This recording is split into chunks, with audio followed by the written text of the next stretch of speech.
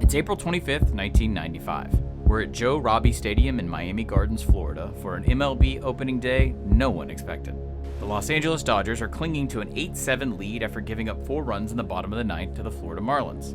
With 2 outs, Florida has runners on first and second as Los Angeles reliever Rudy Cianez faces Marlins rookie Charles Johnson. Cianez and the Dodgers are trying to close out the first regular season MLB game in 256 days and return an embattled, broken league back to its fans after the longest work stoppage in the history of major American sports. To understand how one baseball game in April, just being played at all, became so important to so many people, we need to rewind.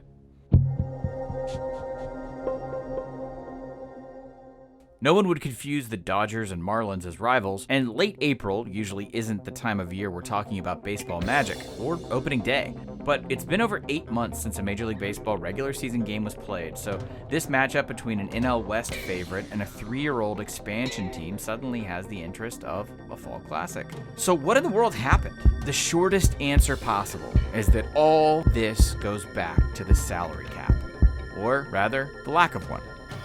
In January of 1994, MLB's ownership, led by Milwaukee Brewers owner and acting commissioner, more on that in a bit, Bud Selig, created a new revenue-sharing plan that would spread revenue from larger, more popular teams evenly to smaller teams. And that sounded fair, right? The deal had to be approved by the MLB Players Association, and the caveat to this rev-sharing proposal was a salary cap, which would have created the same maximum amount each team could spend on player payroll per season. The proposed limit would have been around $33 million per team. In 1994, 13 teams, including the Dodgers, carried a payroll above the proposed cap, including 6 clubs above $40 million. On the bottom end, 6 clubs had a payroll $10 million or more lower than the proposed salary cap, including the Marlins. And to be clear, owners weren't proposing any kind of salary floor. In the words of MLB historian John Haler, the players found a salary cap repugnant at any price. From their vantage, a cap would create a cost-saving mechanism for owners at the expense of player free agency. There was no budging. From the moment a cap was suggested, both sides dug in. The best move players can make to force a different deal was to stop work in season, immediately hitting owners in the wallet.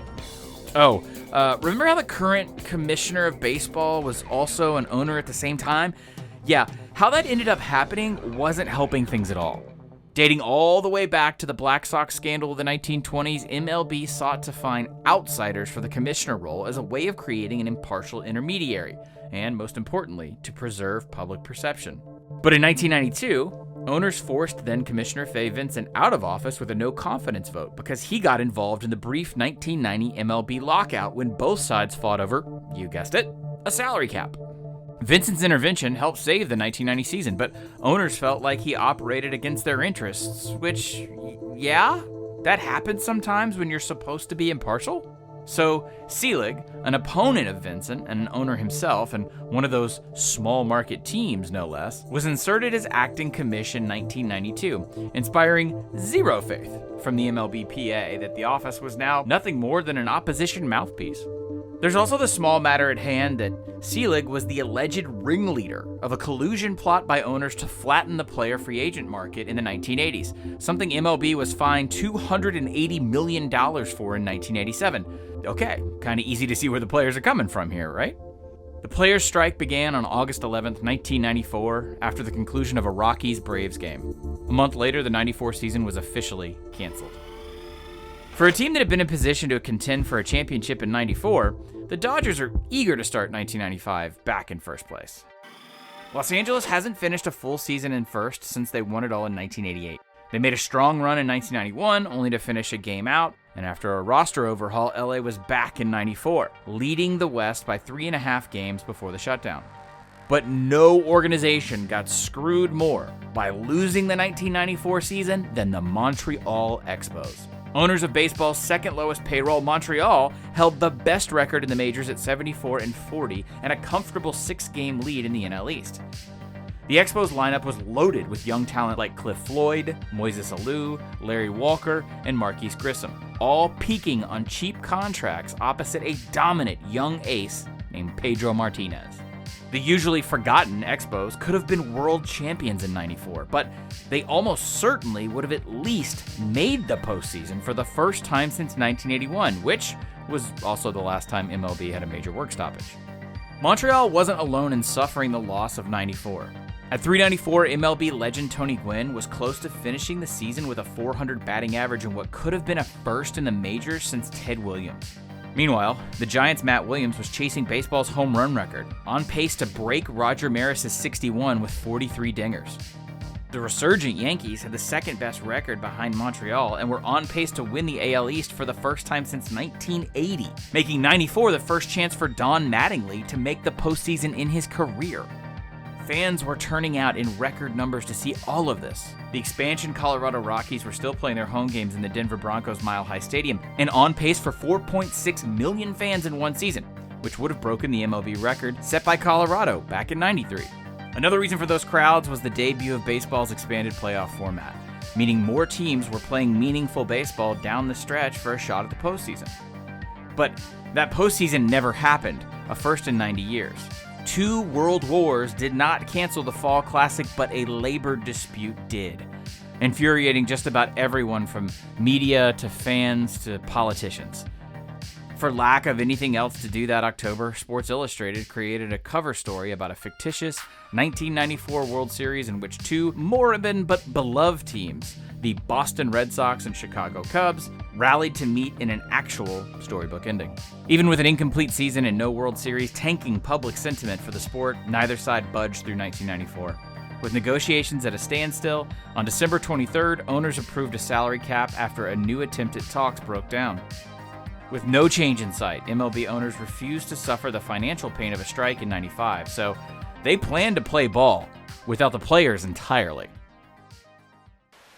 Baseball started a new chapter in 1995, and a new beer burst onto the scene celebrating the game's return. First brewed at the Sandlot Brewery at Coors Field, Blue Moon was born in a ballpark, brewed by the spirit of baseball. To be clear, you're looking at real live major leaguers here. This is Johnson's 5th game as a pro, but he's not a scab, just a regular rookie looking to help provide some offense for a young Marlins team. But Johnson and the journeyman pitcher facing him almost didn't play at all in 1995. And hey, if the strike is over, why is opening day a week from May? Owners were determined to restart MLB on time in '95, bypassing the striking players union with spring training for replacement players, a plan which created more than a few problems. For the Baltimore Orioles, using scab labor was never an option. O's owner Peter Angelos held out on the decision for replacements and refused to field a '95 team for 2 big reasons. One, Angelos built his fortune as a labor lawyer. He'd already refused to sign a document officially canceling the '94 series because he felt the wording blamed the players. But the Orioles had a very specific concern about a replacement player season. If Baltimore started '95 without its real lineup, it would have ended Cal Ripken Jr.'s decades-in-the-making streak of consecutive games played. After August of '94, Ripken was scheduled to surpass Lou Gehrig's 2,130 game mark in the 1995 season, if there would be a 1995 season with MLBPA players. The O's weren't alone. Over in Detroit, manager Sparky Anderson, known as the ultimate player's manager, told the Tigers that he'd refuse to coach replacements as a sign of solidarity with his roster. Detroit obliged him and put Anderson on leave instead of firing him outright. It also seemed like no one in MLB checked Canadian law. Do they ever? The use of replacement players meant the Toronto Blue Jays couldn't operate in Ontario at all, due to that province's laws against undermining organized labor. So the Toronto Baseball Organization hatched a hasty plan for a Scab Jays home season to be played at their spring training facility in Dunedin, Florida. The idea of paying to see scrub major leaguers didn't thrill already angry fans. Public sentiment raged against both sides, with lots of promises that regardless of how or when this strike was settled, fans would boycott MLB in response to the eliminated '94 season. Major League Baseball's TV rights were a mess and needed renegotiating, so even if viewership and attendance declined marginally, it would sting financially for years to come. The announced attendance of 42,125 in the cavernous home of the NFL's Miami Dolphins have mostly filed out, but those who remain have been treated to a hopeful ninth-inning rally. Meanwhile, Johnson's trying to get this guy on second, veteran Terry Pendleton, home to tie the game. For our story, Pendleton is important in a couple ways. He's the reason the Marlins are alive tonight with a solo home run and 2 RBI doubles earlier in the inning. He's also a shining example of why the players went on strike. The 34-year-old veteran signed a 1-year, $1.5 million deal in the offseason with Florida after an injury-plagued 94 season with Atlanta. If Pendleton plays 120 games or makes the All-Star team in 95, his contract will auto-renew for $1.55 million next season. It's the kind of deal that a career .272 hitter coming off of one bad season could negotiate on the open market. The way free agency worked in 94, the way the players wanted it to keep working, is why Pendleton is in Miami. Entering January of 95, 5 different bills were introduced in Congress attempting to resolve the strike. Baseball's impasse was easy political theater, and Washington raced to see who could claim credit for restoring America's pastime. President Bill Clinton even ordered both sides back to negotiations on January 26 and set a deadline of February 9th for a new agreement. The Commander-in-Chief's deadline was ignored, and the plan for a 144-game 1995 season with replacements was set for April 3rd. In response, the union stated that they would not resolve the strike if MLB used replacement players in regular season games and headed to court. On March 27th, the MLBPA filed a complaint through the National Labor Relations Board against Major League Baseball for unfair labor practices. Specifically, that owners illegally eliminated free agency and salary arbitration during negotiations.